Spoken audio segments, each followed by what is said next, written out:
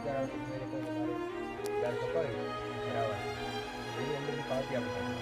પાવતી કાઢી આવે અને આપણે સહી કરો 10 રૂપિયાને 5 સહી કરી એ લઈ હું આવ્યો મારા ખેતરમાં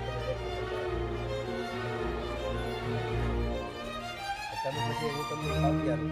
હું તો કોર્ટ ટેક્સી હોય ને તો કોર્ટ ટેક્સી હતો એક ઓરિજિનલમાં હજી ભેંસ કઢાઈ દેવાની અને ઓરિજિનલ ભેંસ કઢાઈ દેવાની બીજે કરાય બધા ટેક્સી 5 ટેક્સી 5 એક વખત